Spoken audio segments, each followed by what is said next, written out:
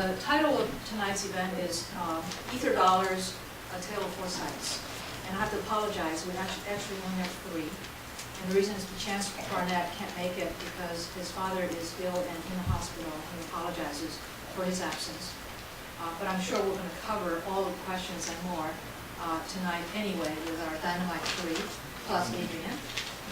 My name is Kathy Chiu. I am, among many things, the co-president for Berkeley Angel Network and also chair the deal selection committee. I also am managing partner for Opero Partners, where we provide strategy advice to growth stage companies. And in those two roles, I'm connected with early stage companies in lots of different ways, from investing, advising, supporting, mentoring, and all the rest of it, inside view as well as external view. And so hopefully, and by the way, the reason why I volunteered to chair this event series, is because for me, it's a continuing education, but I also see that crowdfunding overall, and that term is being used very loosely, I should say funding on the web overall, is changing the landscape rapidly in terms of fundraising in general. And I think it's going to force the funding curve to change rapidly as well and drastically. And that is why we're here tonight, to explore all of those issues and kind of look through the mud and try to see through it to some clarity. So without further ado, I'd like to invite the panelists, starting with Andrew, please, to make self-introductions. And my co-founder of VentureHealth, our online portal, who's sitting over there in the corner, Talat, he kept saying, you guys should go online. Clearly this is going to go online. And I have to say he was right. We launched the portal this year. When we do deals, we raise about between $1 and $3 million in 2 or 3 weeks.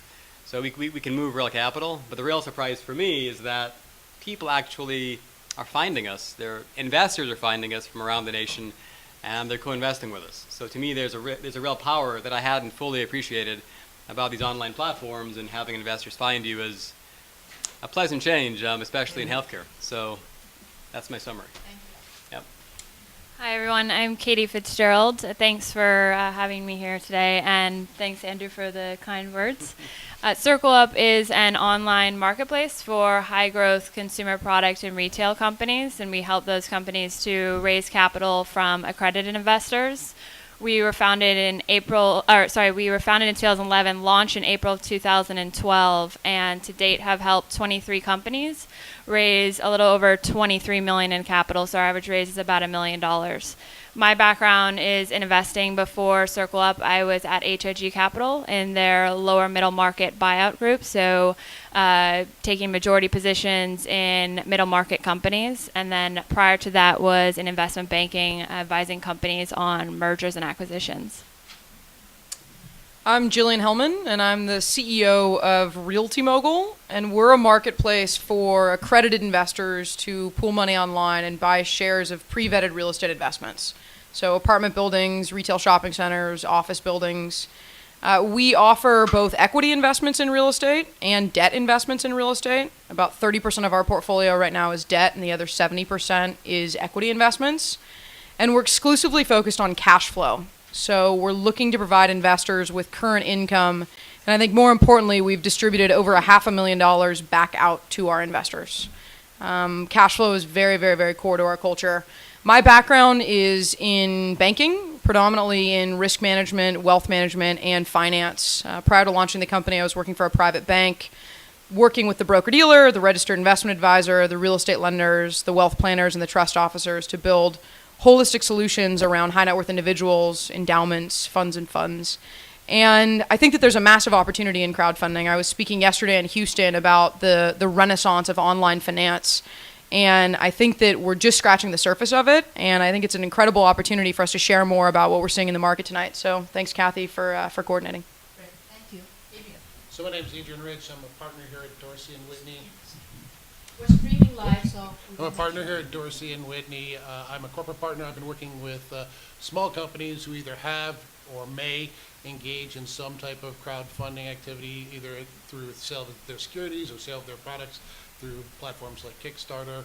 And it is my pleasure to be able to give a context based presentation, which I'll make as quick and painless as possible, just because when we say crowdfunding, people mean different things.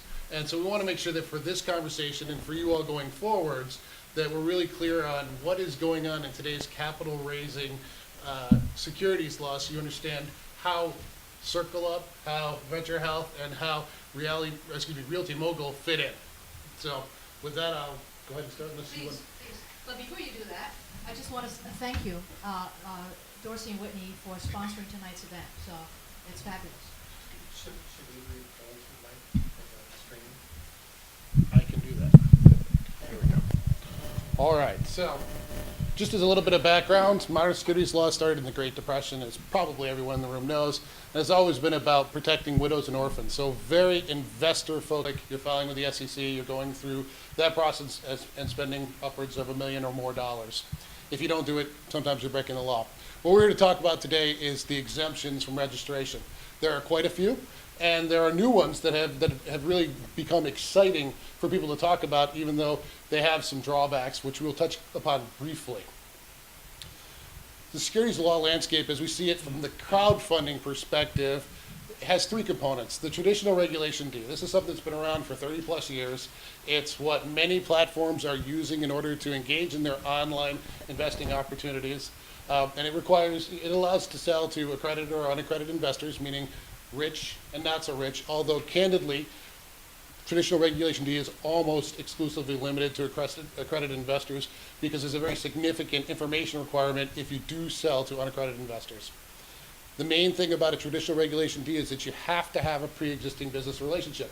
A little bit tricky when you think about it for an online website, but the SEC has given guidance many, many years ago, in fact, before the last big boom and move to online portals, that just getting an accredited investor questionnaire may be enough to establish a pre-existing business relationship for the purposes of the traditional Regulation D.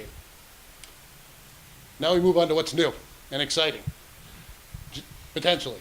General solicitation under Regulation D. This became effective September of 2013, about a year and a half after the Jobs Act was implemented, and about a year after the SEC was supposed to put it in place per the Congress's instruction. What's really interesting about general solicitation is it allows companies for the first time to hold out a sign and say, we're looking for money.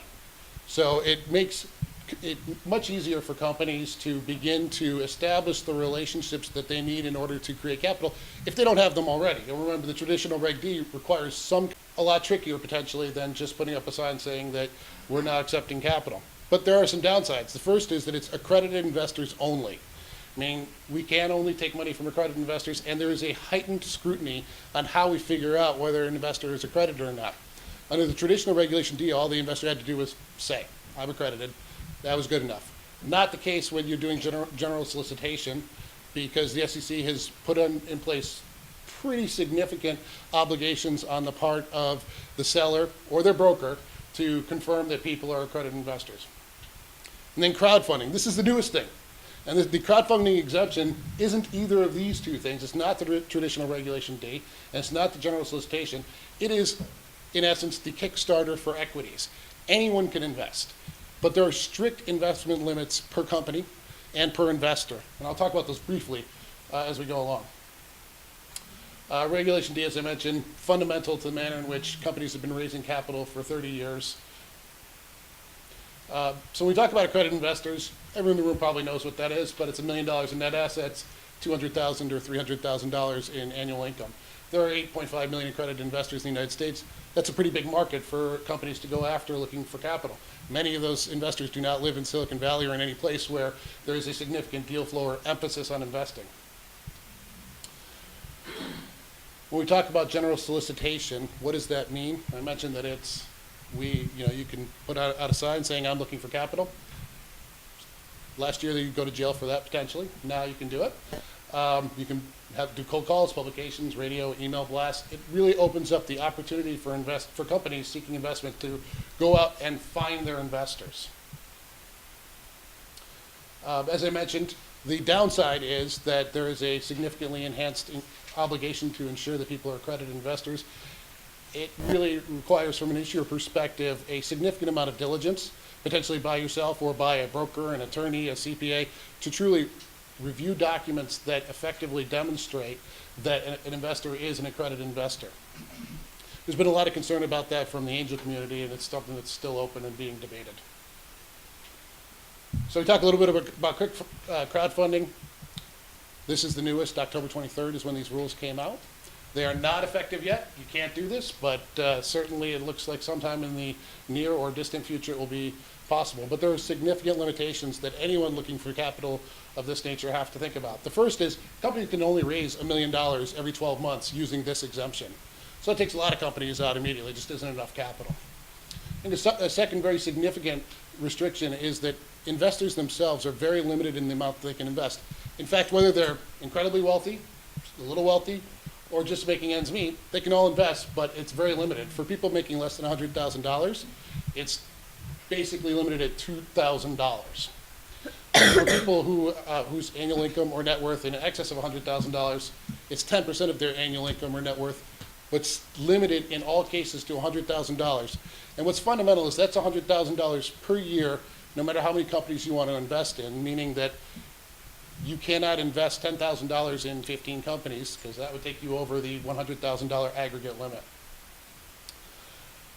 Crowdfunding requires a broker or funding portal be in place and be an active part of the process. Interestingly, it requires that the portal provide for a means for the crowd to actually communicate with each other. It requires that the portal take part in the disclosure and compliance process, and even requires a little bit of registration, something called broker light. So it is definitely a significant undertaking by a portal to become technologically and regulatorily ready to take money in crowdfunding. And some companies are not eligible. I think most importantly, as you think about crowdfunding and how useful it could be to you, your companies, is there's a significant amount of disclosure that has to be provided. Up until now, investors have accepted. First is preparing the disclosure, getting the audited financials, going to be very expensive and time consuming. I think the second thing is when you think about funding portals, there's not that much in place for their fees. You're going to have to pay them, but there's, at $1 million, there's not a lot for funding portals who have to cover a lot of expenses and are actively involved in the process. And you have the ongoing compliance costs. For many of our clients, this just doesn't work. And I think in addition to the intensive and expensive process, the angel investors simply cannot invest effectively using crowdfunding because of the $100,000 aggregate annual limit that there is with respect to these types of investments. So hopefully the SEC will hear people's comments and change it, but that's where things stand today. So now we can move on to the discussion. So Rich, I'm going to ask a couple of questions, and please, people in the room also have questions. Let's just dive in a little bit on the technical side. So first of all, we have been using the term crowdfunding, at least myself, very loosely, meaning raising securities capital, debt or equity on the web. And clearly, the SEC and the attorneys define that much more narrowly. And to me, roughly speaking, it just means raising money from masses, subject to huge amounts of disclosure and restrictions and so on. Well, I think that's right. When attorneys talk about crowdfunding, we're talking about the crowdfunding exemption, a very specific set of rules that the SEC has proposed, not yet final, that do allow for the investors, over the internet, in fact, require some type of electronic ability for investors to communicate, because the SEC does seem to believe in the power of the crowd to consider investment opportunities and to weigh the good and the bad. But with all of the limitations, including the $100,000 maximum aggregate 12-month limitation, the limitation on $100,000 for a company in any 12-month period. So that's the way that we look at crowdfunding when we're talking legally. Certainly, traditional Regulation D is now, we're creating a crowd. Now, with traditional Regulation D, that's going to be a crowd that's selected. It's selected by using the either existing relationships that then move on a line to facilitate the transactions, or it's selected by reviewing accredited investor questionnaires and making sure that people are accredited before you begin to talk to them about possible opportunities. But it is establishing an online crowd. And the general solicitation goes one step further and says, hey, we'll talk to anybody, but we can only sell to accredited investors. And so the people who are, companies that are raising money on Angels List, they're really doing it under Reg D, and has nothing to do with crowdfunding in your definition. It certainly doesn't apply with the crowdfunding exemption right now because they actually couldn't do it because they are proposed. Historically, Angels List was relying on a no action letter that they received and traditional Regulation D. My understanding is they're now moving into doing some general solicitation as well. Okay. And certainly not Kickstarter, it's not even in the picture, correct? Right, so Kickstarter is fundamentally different in that they're not selling securities. Who knows if they'll have some type of an affiliate that will move into that, but products are treated very differently than securities. Does anybody else have any questions? I have a question. So are these, when they are actually selling an investment, is it being done at a price or a price round, or is it being done on a convertible note with terms? Well, I think it'll be great to hear that actually from our it can be any of the above is the answer. There's no particular limitation as to how it can be structured, although certainly from my perspective, from a practical point of view, it's going to have to be simple and easy for investors to understand. But it'd be really interesting to hear from the panel as to how you're seeing your participants structure their transactions. Great. Yeah, at Thank CircleUp, you. we're seeing both, to answer your question. So we work with companies that do a priced round or a convertible note as a bridge to get to the next fundraise. Thank you, Adrian. So I'd like to start and ask the first set of questions, which really have to do with an overview of the sites, how you operate, who you actually serve, who are the investors, what are your revenue model, what is your business model, and so on. So the first couple of questions, I'm going to just put them together a little bit so you can kind of address them. Please describe your platform, your specific focus, how you operate, okay? And in that context, what kind of companies raise capital using your site, how do they find you, and what is the typical amount of funding raised on your site, and what's the typical time frame it takes?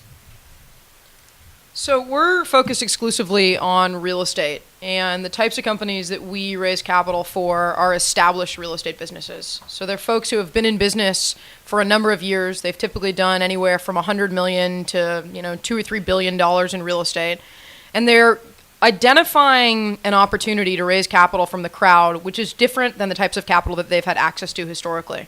Historically, a lot of these companies were raising money from friends and family, or some of them were raising money from institutions, and they are doing transactions that are smaller than what an institution would typically do.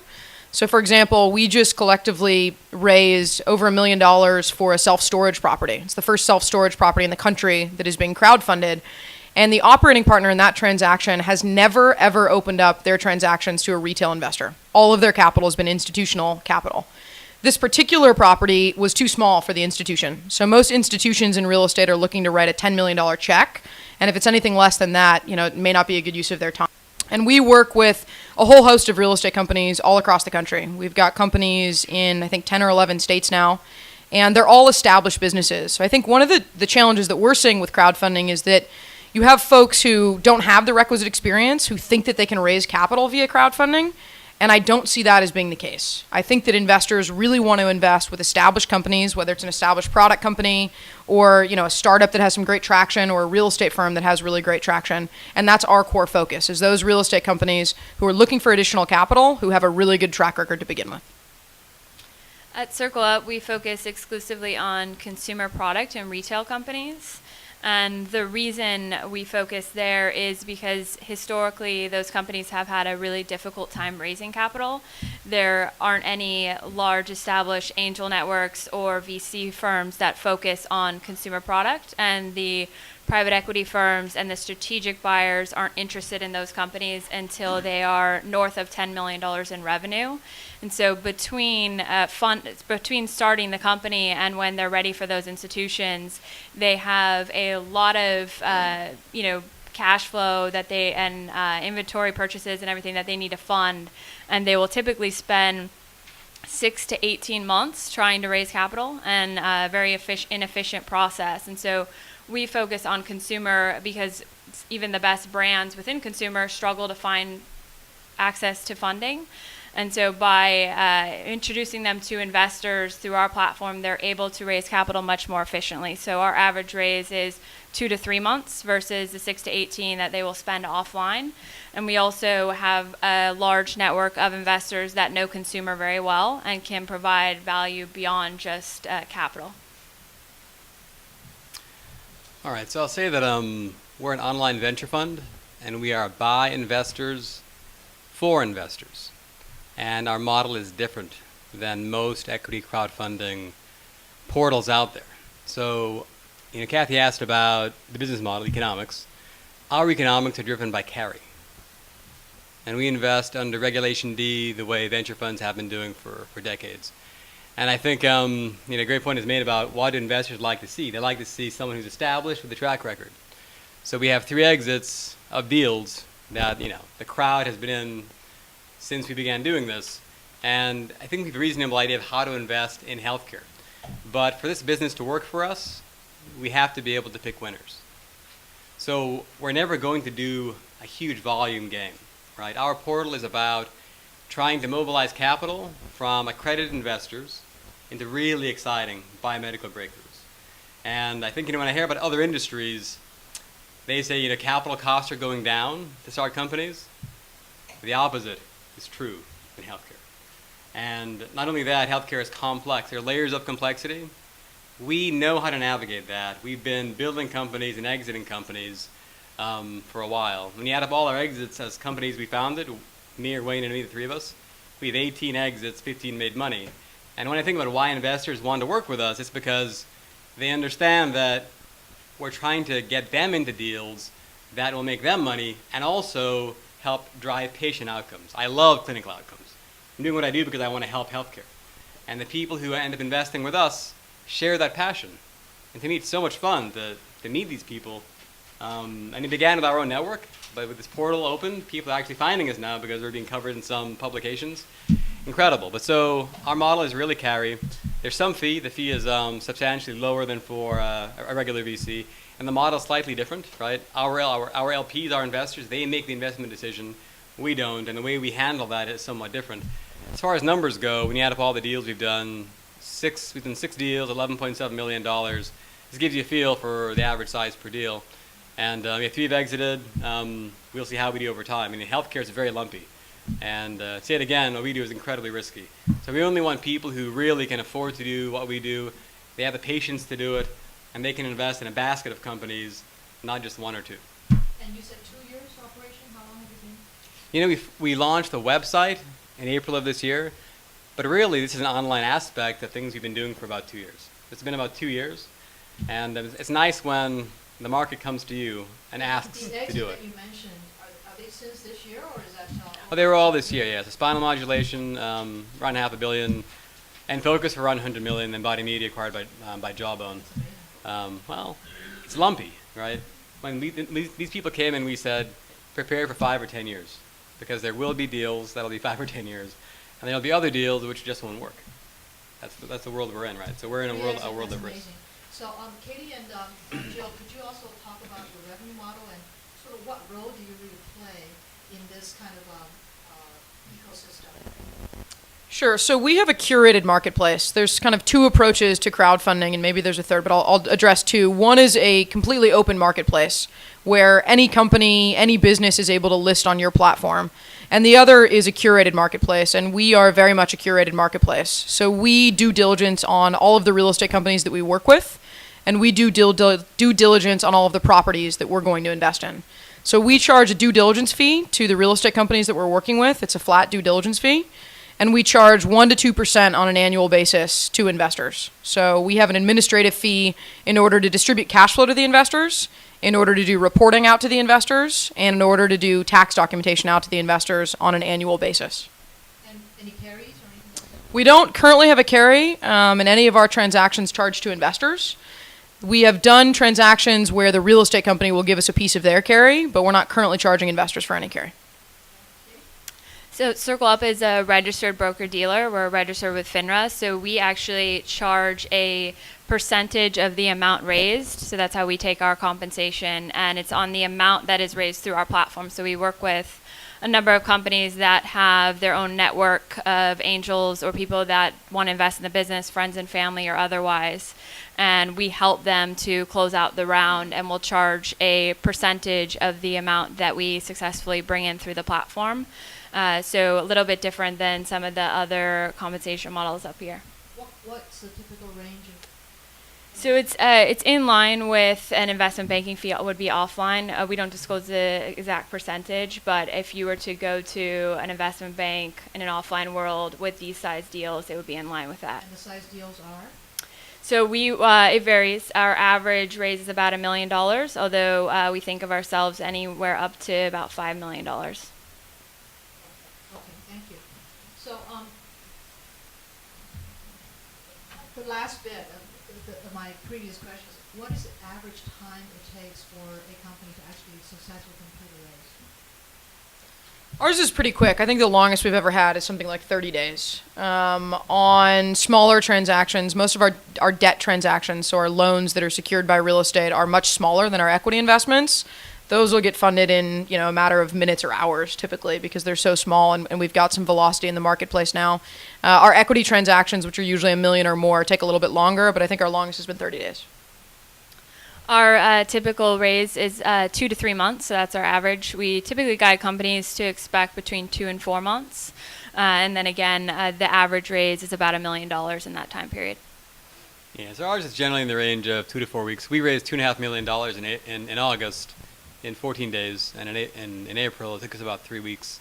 So that's kind of the range. But we bring our investors into syndicated deals where other VCs have led the terms, and we get it fully baked before inviting them in.